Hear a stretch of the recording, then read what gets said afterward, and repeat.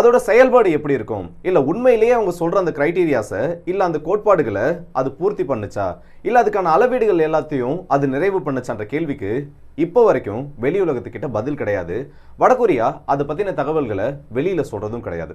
ஆனா இப்போ அவங்க சோதிச்சிருக்க அந்த ஒரு ஐசிபிஎம் ஹொசாங் 19 சொல்லக்கூடிய அந்த இன்டர் கான்டினென்டல் பாலிஸ்டிக் மிசைல் ஆனது உலகத்தோட ஒரு one of the heaviest intercontinental ballistic missile. இதை எந்த ஒரு நாட்டாலையும் இன்டர்செப்ட் பண்ண முடியாது. ஒரு ஒட்டுமொத்த நகரத்தையும் அழிக்கிறதுக்கு இந்த ஒரு ஏவுகணை எங்களுக்கு போதுமானதுன்னு ஒரு விஷயத்தை இப்போ சொல்லியிருக்காங்க. உண்மையிலேயே அந்த ஏவுகணையானது அந்த அளவுக்கு பவர்ஃபுல்லானதா? அது மட்டும் இல்லாமல் ரஷ்யா உக்ரைன் போரில் வடகொரியாவோட சோல்ஜர்ஸ் உள்ளே போயிருக்கிறது நமக்கு தெரியும். அப்படிப்பட்ட சோல்ஜர்ஸை ஒரு 40 பேரை ஒரே நாளில் கொண்டுட்டோன்னு உக்ரைனோட சில மீடியாஸும் உக்ரைனோட டெலகிராம் சேனல்ஸும் ஒரு வடகொரியாவோட சோல்ஜரோட வீடியோவை வெளியிட்டு, அதாவது அவங்க சொல்லியிருக்காங்க இது நார்த் கொரியாவோட சோல்ஜர் தான், அவர் சொன்னதா சில விஷயங்களை சப்டைட்டில்ஸோட போட்டு பேசிக்கிட்டு இருக்காங்க. ஸோ இது எல்லாத்தையும் நம்ம இந்த வீடியோவில் பார்க்க போகிறோம். இது உண்மையா பொய்யான்றதையும் இதை நம்ம தேட போகிறோம். ஸோ வாங்க எல்லாம் வீடியோக்குள்ள போயிடலாம். நான் உங்கள் ஆர்கே தான் பொக்கிஷம் DP trendings.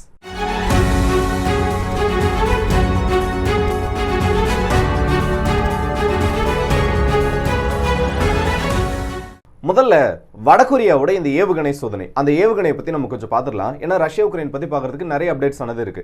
So Russia Ukraine பற்றி செகண்ட் பார்த்துட்டு முதல்ல இந்த நார்த் கொரியாவோட இந்த மிசைல் டெஸ்ட்டை பற்றி பார்த்துடலாம். நேற்று வீடியோவில் நிறைய பேர் வந்து கேட்டிருந்தாங்க, இந்த மாதிரி ரஷ்யா உக்ரைன் போர் பற்றி சில விஷயங்கள் வெளியில் வந்துட்டு இருக்கு, நார்த் கொரியா இப்போ புதுசாக வந்து ஒரு மிசைலை டெஸ்ட் பண்ணியிருக்காங்கன்னு சொல்கிறாங்களே, அதை பற்றி பேசுங்க, இல்லை அதை பற்றி ஒரு வீடியோ போடுங்கன்னு சொல்லிட்டு அதை பற்றி தான் இப்போ நம்ம பேச போகிறோம். ஹொசாங் 19 நார்த் கொரியா ஒரு மிசைலை இப்போ டெஸ்ட் பண்ணாங்க. இப்படி டெஸ்ட் பண்ணதை ஒரு வீடியோவை எடுத்து வெளியில் பப்ளிஷ் பண்ணாங்க. பப்ளிஷ் பண்ணது மட்டும் இல்லாமல் ஒரு 85 நிமிஷங்களையும் தாண்டி இது அதோட ஃப்ளைட்டில் இருந்துச்சு. ஒரு 85 நிமிஷங்களுக்கு இந்த மிசைல் ஆனது பறந்துருக்கு. இதோட ரேஞ்சுன்றது பார்த்தோன்னா 5000 கிலோமீட்டருக்கும் அதிகம். கண்டம் விட்டு கண்டம் பாயும் ஏவுகணைகள், பாலிஸ்டிக் ஏவுகணைகள், ஐசிபிஎம்னு சொல்லுவாங்க. இந்த ஒரு கேட்டகரியில் தான் இது இருக்குது. யாரை வேணால் எங்களால் அடிக்க முடியும். அது மட்டும் இல்லாமல் இதில் ரொம்ப ஒரு முக்கியமான விஷயம் என்னென்னா, இது ஒரு நியூக்ளியர் கேப்பபிள் மிசைல். அணு ஆயுத தாக்குதலுக்கு தேவையான அணு ஆயுத வார்ஹெட்டை எடுத்துகிட்டு போயிட்டு இதனால் அட்டாக் பண்ண முடியும்னு ஒரு கிளைம் வச்சுருந்தாங்க. இப்படி இவங்க இந்த மிசைல் டெஸ்ட்டை பண்ணி முடிச்சதுக்கப்புறமா ஆன்லைனில் பல்வேறு விதமான கருத்துக்கள் வெளியில் வந்துட்டு இருந்துச்சு. நிறைய பேர் அவங்களோட ஒப்பீனியனையும் அதுக்கான சில விளக்கங்களையும் கொடுத்துருந்தாங்க. இதில் மேஜராக வெளியில் வந்திருந்தது என்னன்னா, 85 நிமிஷம் இந்த மிசைல் பறந்துருக்குன்னா ஆக்சுவலாக இது வந்து ஒரு பாலிஸ்டிக் மிசைல் கேட்டகரியில் இது ஃபிட் ஆகாது. 85 நிமிஷம் பறந்துட்டு இருக்கப்போ இது மோஸ்ட்டாக அதுக்கான டைமை எதிரிக்கு இன்டர்செப்ட் பண்ணுறதுக்கான டைமை கொடுத்துருக்கோம். 85 நிமிஷம் பறக்கிறது பெருசு இல்லை, ஆனால் அதை தாண்டி இது அதோட டார்கெட்டை போயிட்டு அடிக்கலை, வானத்திலேயே வெடிச்சு சதறிடுச்சு, இல்லை ஏதோ ஒரு இடத்துல போய் விழுந்துருச்சுன்னு சொல்லிட்டு அவங்களோட ஒரு கிளைம் வச்சுருந்தாங்க. ஆனால் இதில் வெடிச்சு சதறிடுச்சுன்றது ஒரு ஃபேக்கான கிளைமாக தான் இப்போ வரைக்கும் தெரிஞ்சிட்டு இருக்கு. அந்த மிசைல் 85 நிமிஷங்கள் தாண்டி பறந்தது உண்மை. ஆனால் அந்த 85 நிமிஷங்கள் கழிச்சு அது கடலில் விழுந்ததா தான் இப்போ வரைக்கும் நிறைய மீடியாஸில் ஒரு கிளைம் வச்சிருக்காங்க. ஆனால் அது வெடிச்சு சதறினதா எந்த ஒரு எவிடன்ஸும் இன்னும் வெளியில் வரல. ஃபர்ஸ்ட் ஆஃப் ஆல் நம்ம ஒரு விஷயத்தை நல்லா தெளிவாக புரிஞ்சுக்கணும்.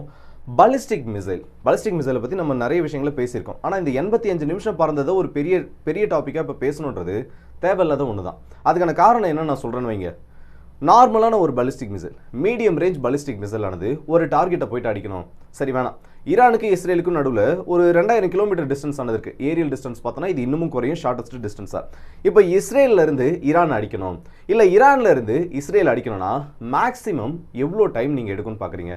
இல்லை அமெரிக்காவிலேருந்து இல்லை சைனாவை வந்து அமெரிக்காவை அட்டாக் பண்ணணும், இல்லை அமெரிக்கா வந்து சைனாவை அட்டாக் பண்ணணும்னா இவங்களுக்கு நடுவில் எத்தனை ஆயிரம் கிலோமீட்டர்ஸ் இருக்குன்றது நம்ம எல்லாருக்கும் தெளிவாக தெரிஞ்ச விஷயம். ஸோ இதுக்கு மேக்ஸிமம் எடுக்கக்கூடிய டைம் என்னன்னு பார்த்தோன்னா 3000 கிலோமீட்டருக்கு உட்பட்ட தூரம் மீடியம் ரேஞ்ச் பாலிஸ்டிக் மிசைல்னு சொல்லுவாங்க.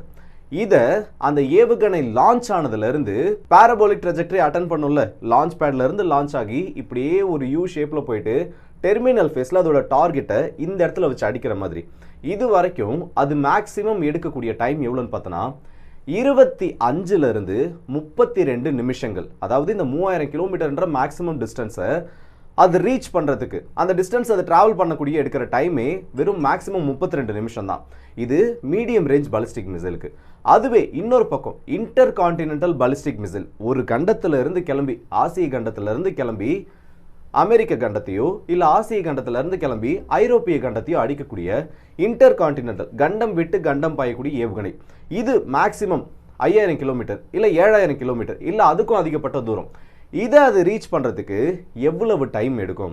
இப்போ மீடியம் ரேஞ்ச் பாலிஸ்டிக் மிசைல் 30 நிமிஷம் எடுக்குதுன்னா இன்டர்கான்டினென்டல் பாலிஸ்டிக் மிசைல் இது அப்படியே டபுள் த அமௌண்ட் இல்லை ட்ரிபிள் த அமௌண்ட் இவ்வளோ டைம் தானே எடுக்கும், அதுதான் கிடையாது. மீடியம் ரேஞ்ச் பாலிஸ்டிக் மிசைலுக்கும் ஐசிபிஎம்க்கும் நிறைய வித்தியாசம் இருக்குது. மெயினாக அதோட ட்ரஜெக்டரியில் தோராயமாக ஒரு 5000 to 7000 கிலோமீட்டர் இருக்கக்கூடிய டார்கெட்டை இது அடிக்கிறதுக்கு எவ்வளோ நேரம் எடுக்குன்னு பார்க்கணும். நார்மலாக ஒரு பாலிஸ்டிக் மிசைல் எவ்வளோ நேரத்தில் போயிட்டு அடிக்குமோ மீடியம் ரேஞ்ச் பாலிஸ்டிக் மிசைல் அதுலேருந்து வெறும் 30 to 40% மட்டும்தான் டைம்ன்றது எக்ஸ்ட்ரா மேக்ஸிமம் எடுக்கும். இதோட ரேஞ்ச் எக்ஸ்டெண்ட் ஆனாலுமே அதுக்கான காரணம் என்னன்னா, நார்மலான பாலிஸ்டிக் மிசைல் யூஷுவலான அந்த ஸ்டாண்டர்ட் ஃபிளைட் நார்மலான அந்த பேரபோலிக் ட்ரெஜெக்டரி இங்கேருந்து ஆரம்பித்து ஒரு யூ ஷேப்பில் எல்லாருக்கும் தெரிஞ்ச ஒரு விஷயம் தான். ஆனால் இந்த ஐசிபிஎம்ன்ற கான்செப்டே ஒட்டுமொத்தமாக வேறு. இவங்க எப்பயும் போல் நார்மல் பாலிஸ்டிக் மிசைல் பயன்படுத்துகிற மாதிரி நார்மலான அந்த ஃப்ளைட் ட்ரெஜெக்டரை பயன்படுத்த மாட்டாங்க. பயன்படுத்தவே மாட்டாங்கன்னு இல்லை, ஆனால் லாங் ரேஞ்ச் மிஷன்ஸ் இதோட தூரம் தொலைவு அதிகமாக நார்மல் ஃப்ளைட் பார்த்து இவங்க பயன்படுத்த மாட்டாங்க. அதுக்கு பதிலாக லாஃப்டட் ஃப்ளைட் ட்ரெஜெக்டரின்னு ஒரு கான்செப்ட் இருக்குது. என்னன்னா, நார்மலாக இருக்க ஃப்ளைட் பாத்துக்கும் இதுக்கும் நிறைய வித்தியாசம் இருக்குது. எடுத்த உடனே ஒரு பீக்கை ஸ்டாண்டர்டான ஒரு ஹைட்டை இந்த மிசைலானது ரீச் பண்ணிடும். அப்படி ரீச் பண்ணதுக்கு அப்புறமா அந்த ஹைட்டையே இது மெயின்டைன் பண்ணும். நார்மல் மிசைல் மாதிரி இல்லாமல் இப்படி ஹை ஆல்டிடியூட இது உடனடியாக ரீச் பண்ணுறதுனால இதோட வேகம்ன்றது ஆரம்பத்துல இருந்தே ரொம்ப அதிகமாக இருக்கும். அது மட்டும் இல்லாமல் அதோட கிளைட் ஃபேஸ்ல இருந்து திரும்பவும் கிராஜுவலாக டிக்ரீஸ் ஆகாமல் எடுத்த உடனே ஒரு டீப் டைவ், அதாவது அதோட டார்கெட்ல இருந்து ஒரு குறிப்பிட்ட ஆங்கிளில் நேரடியாக ஒரு நோஸ் டைவ் அடிக்கிறப்போ மணிக்கு, அதாவது சத்தத்தோட வேகத்தை விட 27 மடங்குக்கும் அதிகமாக 27,000 km/hன்ற வேகத்தில் இது நேரடியாக உள்ள வரும். இதுதான் நார்மல் பாலிஸ்டிக் மிசைல் ட்ரெஜெக்டரிக்கும் இந்த லாஃப்டட் மிசைல் ட்ரெஜெக்டரிக்கும் இருக்கக்கூடிய வித்தியாசம். Most of the ICBM intercontinental ballistic missile எல்லாமே நான் இப்போ ரெண்டாவது சொன்ன அந்த ஒரு ட்ரெஜெக்டரி தான் பயன்படுத்தும். அதோட மிஷனுக்கு ஏற்று இப்போ ஒரு 7000 km இருக்கிறதுக்கு ஏற்றனா அதுக்கேற்ற மாதிரி ஒரு பாத்து, இல்லை 9000 km 10,000 km இருக்க மாதிரினா அதுக்கு ஏற்ற மாதிரி இந்த பாத்ஸை மாற்றிக்குவாங்க. ஸோ எல்லா மிசைல் ஐசிபிஎம்மை பொறுத்த வரைக்கும் இந்த ரெண்டு ட்ரெஜெக்டரிலையுமே அதனால பயணிக்க முடியும். ஆனால் உலகத்தில் இருக்கக்கூடிய இப்போ நிறைய நாடுகள் கிட்ட ஐசிபிஎம் டெக்னாலஜி இருக்குது. ஆனால் இந்த அளவுக்கு ஒரு மிசைல் அவங்க பயன்படுத்துவாங்க, வருங்காலங்களில் இந்த மாதிரி கண்டம் விட்டு கண்டம் தாக்கக்கூடிய ஏவுகணைகளை அவங்க பயன்படுத்துவாங்கன்றது ஒரு கேள்வி மட்டும்தான். ஆனால் எல்லா டெக்னாலஜியும் அவங்க வச்சிருக்காங்க, அதை மட்டும் நம்ம இந்த இடத்துல தெரிஞ்சுக்கிட்டா போதும். ஸோ இப்போ வடகொரியாவோட மிசைல் வந்து 85 நிமிஷத்துக்கு மேலே பறந்துருக்கு, இது இவ்வளோ நேரம் பறந்ததுனால இது ஒரு ஃபெயிலியர்ன்றதெல்லாம் ஜஸ்ட் நேம் சேக்குக்கான ஒரு விஷயம் மட்டும்தான். மற்றபடி அதில் டெக்னாலஜி வைஸ் சொல்கிறதுக்கு பெருசாக எந்த ஒன்றும் கிடையாது. ஸோ ஆன்லைனில் வரக்கூடிய இந்த ஒரு சில கிளைம்ஸை பெருசாக எதுவும் நம்ம ரியாக்ட் பண்ண வேண்டாம், இல்லை அதை பற்றி எதுவும் பேச வேண்டாம். இப்போ வடகொரியா இந்த ஒரு டெஸ்ட்டை பண்ணியிருக்காங்கல்ல, அப்போ உண்மையிலேயே அந்த மிசைல் ஆனது ரொம்ப சூப்பரானதா? ஏன்னா அதோட ஹைட்டு மட்டுமே 28 மீட்டர் கிட்ட சொல்கிறாங்க. ஆக்சுவலாக 28 மீட்டர்ன்றது ரொம்ப ஒரு ஜைஜான்டிக்கான ஒரு விஷயம். ரஷ்யாவோட சாத்தான் வெப்பன் வந்து நியர்லி ஒரு 30 மீட்டருக்கும் அதிகம், அதே அளவுக்கு கிட்டத்தட்ட இதுவும் இருக்குன்றப்போ இதில் பல பிரச்சனைகள் நடந்து வரும்.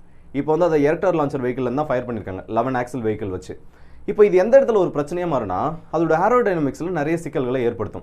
என்னதான் இது வந்து சாலிட் ஃபியூலை பயன்படுத்தி இருந்தாலும், சாலிட் ஃபியூல்ன்றது ஒரு ஏவுகணைக்கு ரொம்ப ஒரு முக்கியமான மெக்கானிசம். ஏன்னா உடனடியாக அந்த ஏவுகணையை செலுத்தலாம். ப்ரீ பிளானிங் இல்லை ப்ரீ லான்ச் மெக்கானிசம்னு சொல்லிட்டு மேஜராக இதில் எதுவும் கிடையாது. இதுக்கும் இருக்குதான். ஆனால் லிக்விட் ஃபியூலை கம்பேர் பண்ணுறப்போ சாலிட் ப்ரொபல்லண்ட்டை யூஸ் பண்ணுறது, சாலிட் ஃபியூலை யூஸ் பண்ணுறது டைம் அதிகமாக கன்சியூம் பண்ணுறதை நம்ம இந்த இடத்துல தவிர்க்க முடியும். ஒரு அரை மணி நேரத்தில் ஒரு 40 நிமிஷத்தில் ஒரு மிசைலை லான்ச் பண்ணுறப்போ அதுக்கு ஃபர்ஸ்ட் சாய்ஸாக இருக்கக்கூடியது இந்த ஒரு சாலிட் ஃபியூல் லான்ச் மெக்கானிசம் தான். ஸோ இது ஒரு அட்வான்டேஜாக இருந்தாலும் வெளியில் தெரியாதபடி இந்த மிசைலை லான்ச் பண்ணனாலும் இதோட வெயிட் ஹெவியாக அதோட ஏரோடைனமிக்ஸில் இது பல பிரச்சனைகளை ஏற்படுத்தும். அது மட்டும் இல்லாமல் எதிரியோட டிஃபென்ஸ் மெக்கானிசம்க்கு இதில் எம்ஐஆர்வி டெக்னாலஜி இருக்கிறதா சொல்லியிருக்காங்க. ஆனால் எம்ஐஆர்வி டெக்னாலஜி இருந்தாலும் எத்தனை வார்ஹெடை இது எடுத்துகிட்டு போகும், எவ்வளவு தூரம் இது வந்து அதிகமாக அந்த வார்ஹெட் எடுத்துகிட்டு போய் லான்ச் பண்ண முடியுன்றதை இந்த இடத்துல தெளிவாக சொல்லு. ஸோ மேக்ஸிமம் பேலோட் டெலிவரின்றது இதில் எவ்வளோன்றது தெரியாததுனால இதோட இன்டர்செப்ஷன் மெக்கானிசம்ன்றது மேபி இப்போ இருக்கக்கூடிய அட்வான்ஸ்டு டெக்னாலஜிஸ் கூட கம்பேர் பண்ணுறப்போ கொஞ்சம் ஈஸியாக நடக்கக்கூடிய ஒரு விஷயமா தான் தெரியுது. இன்கேஸ் இதில் ஏதாச்சும் ஹைப்பர்சானிக் லைட் வெஹிக்கிளை வைக்கிறாங்க, இல்லை எம்ஐஆர்வி தொழில்நுட்பத்தில் எம்ஏஆர்வியும் உள்ளே கொண்டு வராங்கன்னா கஷ்டமான ஒரு விஷயமா மாறலாம். ஆனால் இப்போதைக்கு வடகொரியா கிட்ட இருக்க தொழில்நுட்பங்கள் மேபி ரஷ்யா கிட்ட இருந்து உதவிகள் வந்து இது ஃபியூச்சரில் வளர்ந்துச்சுன்னா அப்போ இது ஒரு சூப்பரான வெப்பனாக மாறும். இப்போதைக்கு உலகத்தோட ஒரு ஒன் ஆஃப் த ஹெவியஸ்ட் ஐசிபிஎம்மாக இது மாறிக்கிட்டு இருக்கு. ஆனால் இது ஹெவியாக அதோட பெர்ஃபார்மன்ஸ்லையும் சில பிரச்சனைகள் வரும். ஐசிபிஎம் ஹெவியாக இருக்கிறது பிரச்சனை இல்லை, ஆனால் ஹெவியாக இருக்கக்கூடிய ஐசிபிஎம்ல அதுக்கு ஏற்ற மாதிரி வார்ஹெட்ஸோட டைப்பை மாற்றணும். அது மட்டும் இல்லாமல் அதோட இன்ஜின்ஸை மாற்றணும், மல்டி ஸ்டேஜ் ராக்கெட்ஸாக அதை மாற்றணும். மினிமம் ஒரு 3 ஸ்டேஜ் இருக்கக்கூடிய ராக்கெட்டாக அதை மாற்றினா தான் அதோட எஃபிஷியன்சின்றது அதிகமாக இருக்கும். ஆனால் இவங்க அந்த மாதிரி எதையும் இதில் பண்ணலை. ஸோ இப்போதைக்கு இது ஒரு மிசைலை இவங்க வெளியில் லான்ச் பண்ணியிருந்தாங்க, ஆனால் அதோட பெர்ஃபார்மன்ஸ்ன்றது ஒரு சந்தேகத்திற்கிடமான ஒரு விஷயம் தான். அடுத்தது நம்ம ரஷ்யா உக்ரைன் போர் பற்றி வருமே. Battle of Kursk, Russia Ukraine போரில் இந்த வடகொரியாவோட வீரர்கள் உள்ளே போயிட்டாங்கன்றது வெளியில் எல்லாராலையும் கன்ஃபார்ம் பண்ணப்பட்டுச்சு. இந்த ஒரு கிளிப்பை பாருங்கள். ஒரு 3 செகண்டுக்கு லைட்டாக நான் அதை ப்ளே பண்ணுறேன், மற்றபடி அதில் நீங்கள் வேறு எதையுமே பார்க்க வேண்டாம்.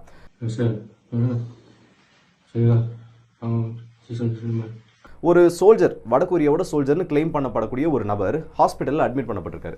இப்படி ஹாஸ்பிட்டலில் அட்மிட் பண்ணப்பட்டதுக்கப்புறமா அவர்கிட்ட நிறைய கேள்விகளானது கேட்கப்படுது. ஹெவி இன்ஜுரியோட அவர் ஹாஸ்பிட்டல் படுத்துட்டு இருக்காரு. அவர்கிட்ட என்ன கேள்விலாம் கேட்கப்படுது, நீங்கள் யார், எங்கேருந்து வரீங்க, நீங்கள் வந்து எதுக்காக இந்த இடத்துக்கு வந்தீங்க, எதுக்கு இந்த இடத்துலாம் சண்டை போட்டிருக்கீங்கன்னு கேட்குறப்போ ஒவ்வொரு விஷயமா அவர் என்ன சொல்கிறாருன்னா, அவரோட சில ஐடென்டிட்டியை சொல்லிட்டு, நான் வந்து வடகொரியாவில் இருந்தேன், வடகொரியாவிலேருந்து ரஷ்யாவோட இராணுவத்துக்காக எங்களை ஃபோர்ஸ் பண்ணி அனுப்புனாங்க, ஃபோர்ஸ் பண்ணி உள்ளே வந்ததுக்கப்புறமா கர்ஸ்க் பேட்டிலில் எங்களை உள்ளே அனுப்புனாங்க. இப்படி கர்ஸ்கில் நாங்கள் உள்ளே வந்ததுக்கப்புறமா உக்ரைனோட ஆர்ட்லரி ஃபயருக்கும் உக்ரைனோட ஏரியல் அட்டாக்குக்கும் ட்ரோன்ஸ் எல்லாம் வந்து நாங்கள் பார்த்ததே கிடையாது. உண்மையிலே வந்து நார்த் கொரியாவுக்கும் ட்ரோன்ஸ்க்கும் பெரிய சம்மந்தம் கிடையாது. இந்த ரியல் வேர்ல்டு ட்ரோன் பேட்டில் அவங்க அப்போ தான் முதல்ல பார்ப்பாங்க.